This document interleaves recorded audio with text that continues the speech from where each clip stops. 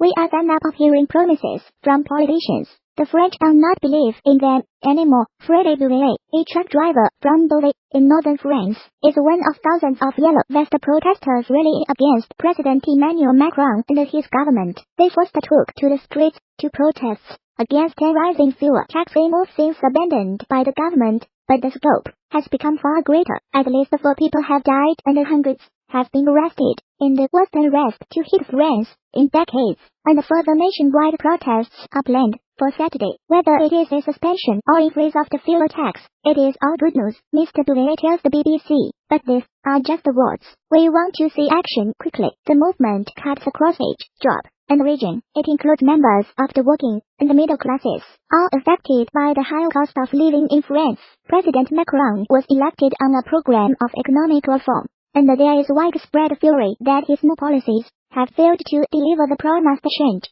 Claude Rigolet tells the BBC his income has dropped by almost a fifth since 2000 and has stopped him from eating out or going on holiday. In the summer, everything is more expensive. The retiree from Reims says taxes are going up, housing, heating costs, cars, everything is going up. Natasha categories, the cleaner from Reims says that the fuel tax was the straw that broke the camel's back. The government are hitting the little people hard. My husband works for a transport company. We are not wealthy. We are already in the red at the beginning of the month.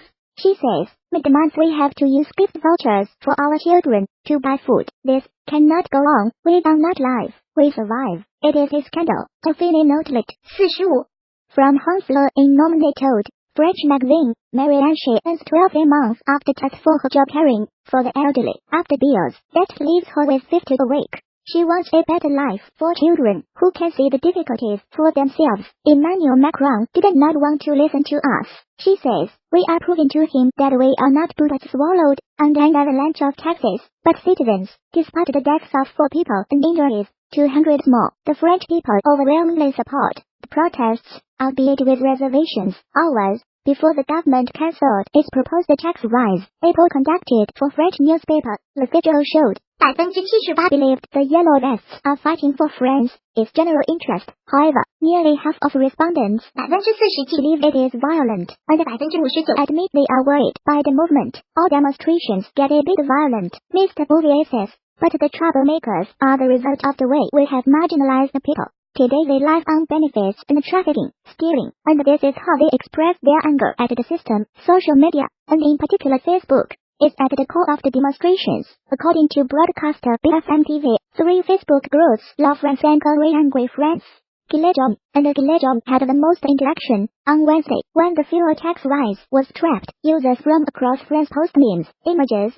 and text expressing their anger and denouncing the government. And a Facebook post by Gilets jaunes, while these pages have come to prominence in recent weeks, as so-called angry groups have been appearing on Facebook since January this year. There are such groups for regions across the nation, spaces for people across the political and economic spectrum to share their local grievances. Their spread and popularity seem to have coincided with the change in Facebook, its algorithm. According to BuzzFeed News, in January this year the site began to prioritize local networks and posts from family and friends, leading to an explosion in popularity for such regional groups. And a Facebook post by La France and Prime Minister Edouard Philippe has announced that 89 police officers will be on duty across France, and armored vehicles will be deployed in the capital.